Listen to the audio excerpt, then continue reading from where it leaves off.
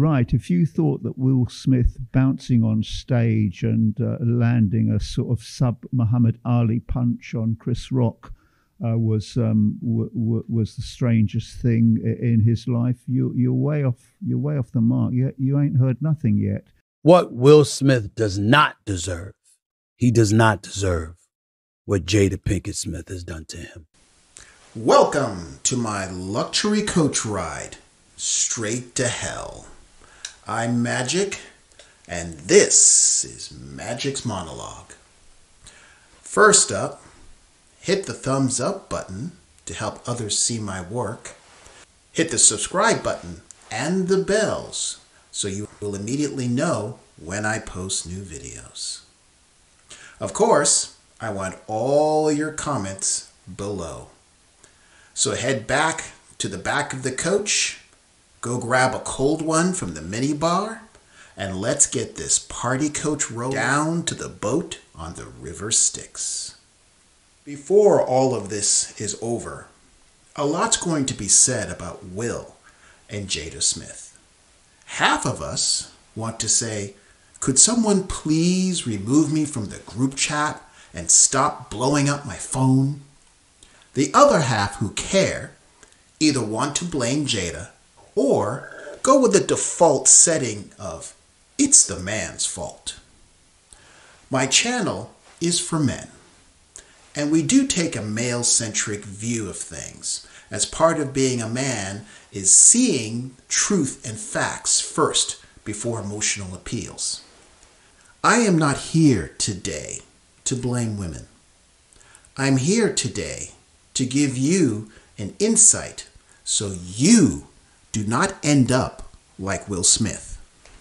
Mr. Smith could easily be remembered as one of the best actors of his generation.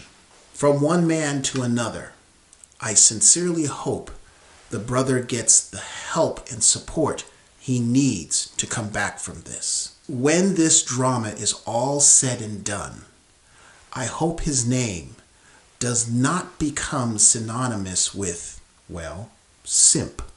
Is it possible his image is beyond repair? Not for me to say. What I can tell you, he picked 2 damaged women for wives.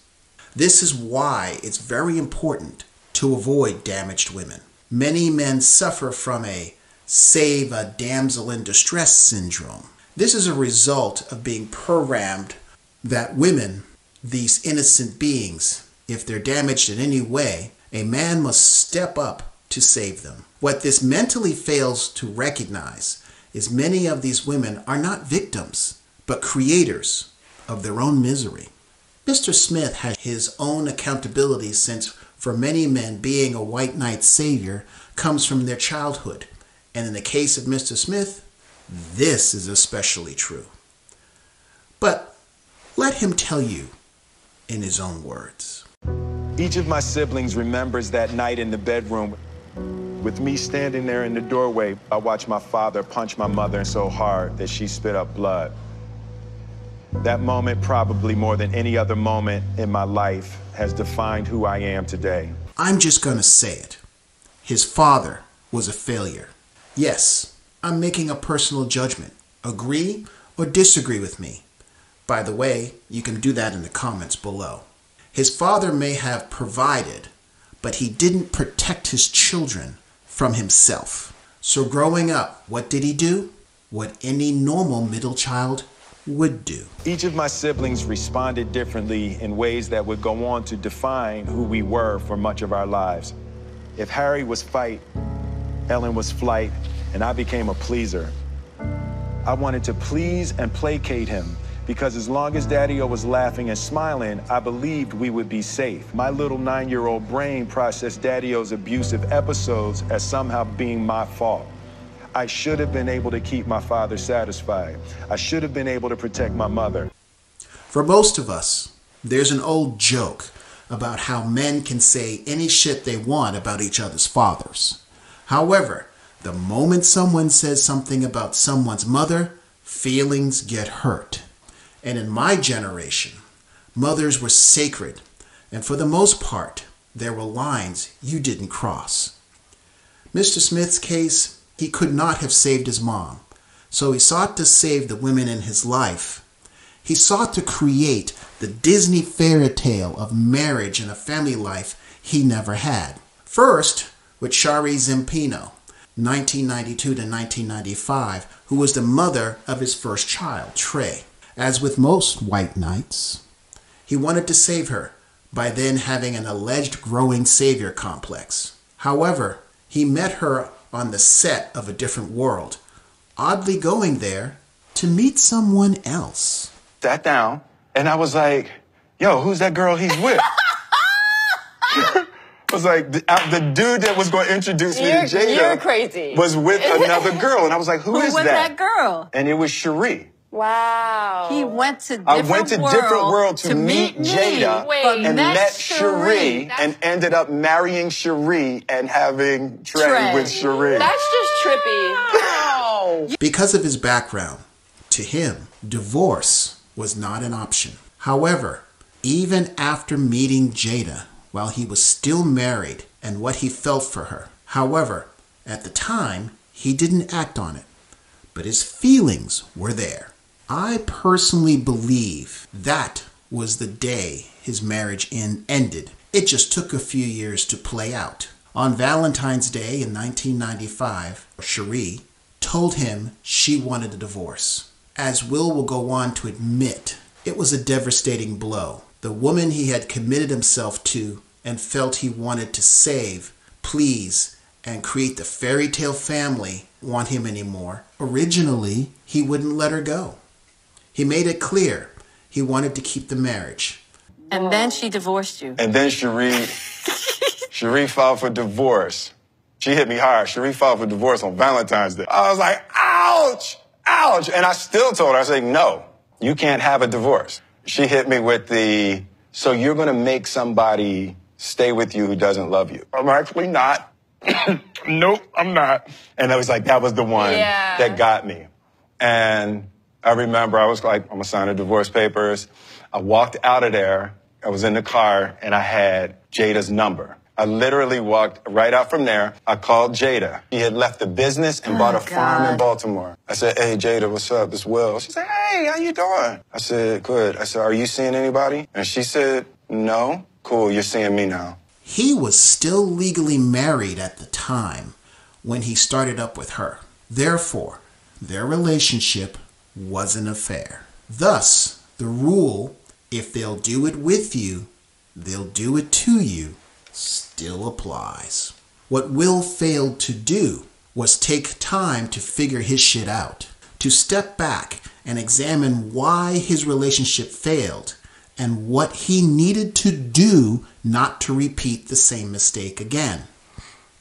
In relationships, the greatest competition isn't the affair partner of your spouse or girlfriend. It's their childhood and your childhood. In his case, he couldn't save his mother. So in the end, he became a white knight and put women on a pedestal. Then, when Cherie wanted a divorce, he couldn't stand to be alone and immediately jumped into a relationship with Jada, at the time, a young woman with her own family abuse issues. Jada's mother, Adrienne Benefield Jones, has been in recovery for 30 plus years.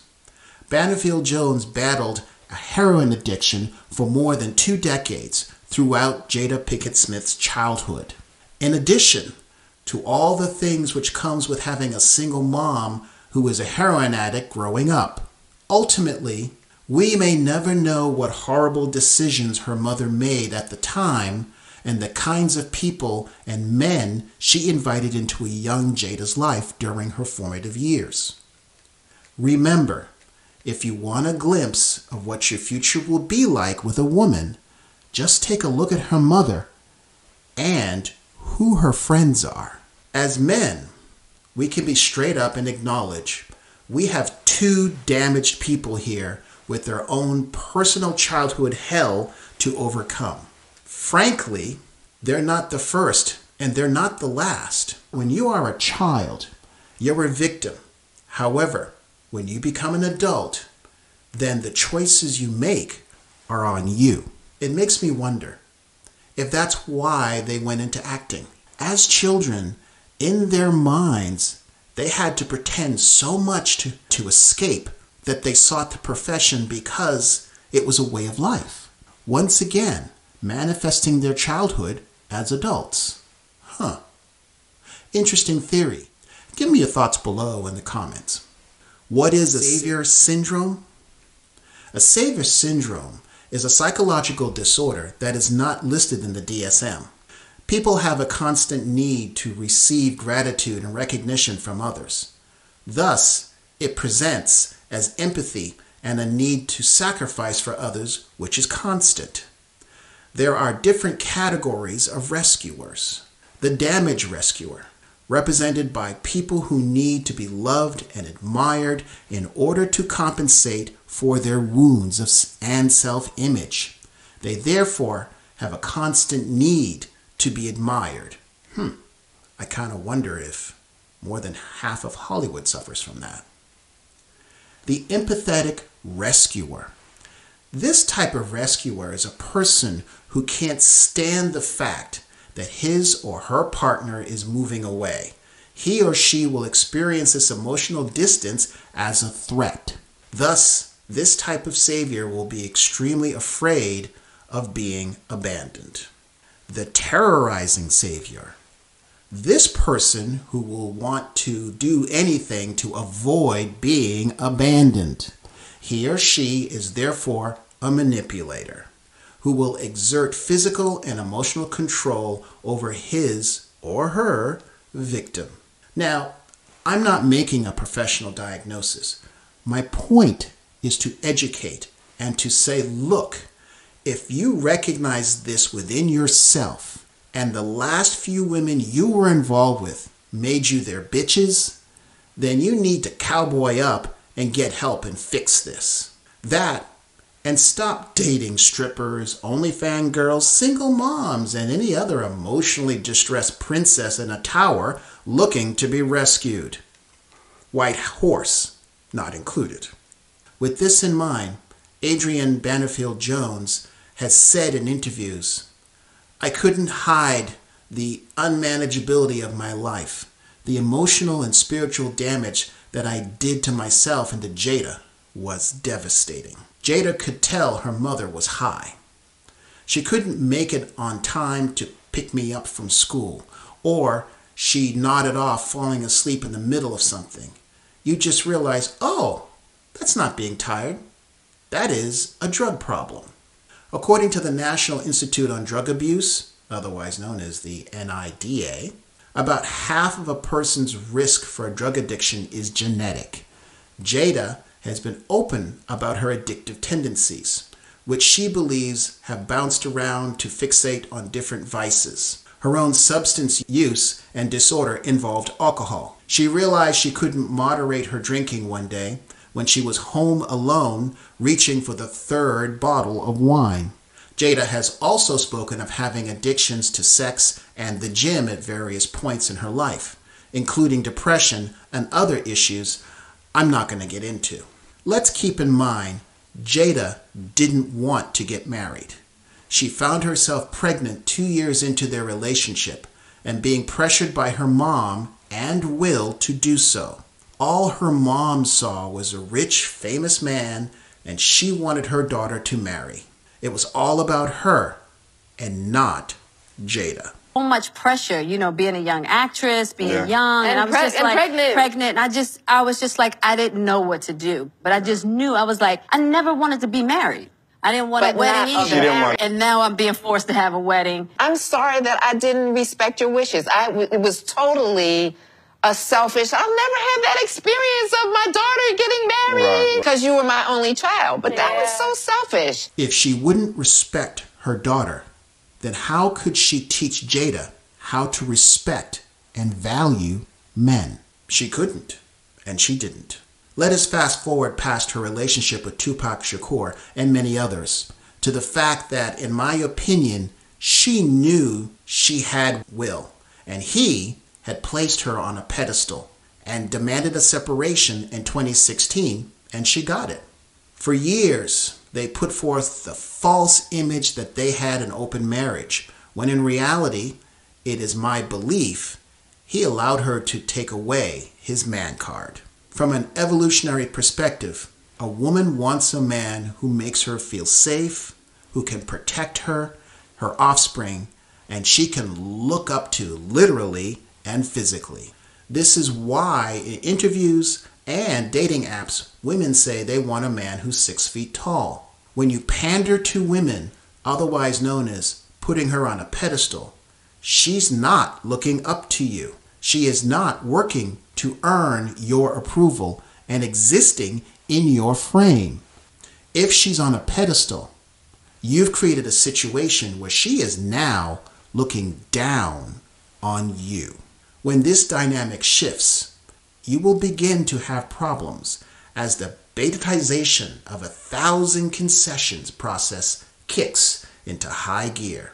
Which brings us to Stephen A. Smith's comments. Will Smith does not deserve what Jada Pinkett Smith has done to him. There are a few questions that Jada Pinkett Smith deserves to be asked to her. Where is your respect? The simple truth is, he's lost it. In theory, there should be nothing wrong with wanting to please your partner, and for the most part, in balance, one should. However, the problem is, a man who is too pleasing, too agreeable, and showing too much need, then the dark side of female nature kicks in. When the shit testing escalates each time you fail to check her and lay down the law regarding certain boundaries. I firmly believe Will Smith failed to do this since he's an admitted pleaser. Where's your decency? Sometimes you have to wonder, does anyone in Hollywood really have any? I mean, it's the nature of the beast, where the best and the narcissistic rise to the top at all costs. Where is the respect for a man? Honestly, I'm not sure her mother taught her how to respect a man. So in the end, she's not sure she's really capable of it. She's the daughter of a single mom and a heroin addict, and has confessed to sex and alcohol addiction herself. You walked down the aisle with and pledged your life to in 1997. The truth is, she admits she never wanted to get married, and her mother and Will didn't listen. Does this excuse her behavior? No. She's an adult. Her choices are her own, just as her outcomes. I think what this is all about is the Machiavellian exploitation of her husband and family to promote her new book. But I know that it is uncomfortable and grotesquely unfair to emasculate your husband. At the end of the day, she's a victim in her own mind. She's a broken woman, married to a broken man, whose father never taught him what proper masculinity was and meant. I suspect the only time he has had a strong masculine sense is when he's playing a role when he's working. Otherwise, he's another brother lost in the feminine imperative of Hollywood's gynocentric circle of hell. My hope for him is a group of men who love and still respect him to sit him down for an intervention and help him see how his childhood has led him to the choices and the choices he will continue to make into the future. It's time for him to make the mental changes to see a male therapist. Hell, spend some time working with other men. Whether it's the Conference on Masculine Excellence, the War Room, or even Tony Robbins, the point is to choose a path which heads away from his gynocentric beliefs. Meanwhile, I sincerely hope we don't wake up one morning and find out he's deleted himself because he could see no other way out. And what about you? Is Will Smith your story? In the comments below, tell me about it. Or email me at stories@magicsmonologue.com. And I'll anonymously share it if you wish so others can learn from your mistakes, victories, and joys. Also in the comments section, let me know what you want to see more of. Please subscribe and help me reach my goal of 1,100 by December. If you love one of my videos, help me out by giving me a thumbs up and sharing it on other social media. Don't forget to click on the community link on my channel and take the surveys I have posted there. Finally, check out my other full-length videos and shorts on my page, which are guaranteed to educate men and definitely piss off most women. Until next time. Subscribe, hit the bell, and help the channel grow. And check out these videos like my stories, which each teach a valuable lesson on what not to do from other men's perspective and experiences.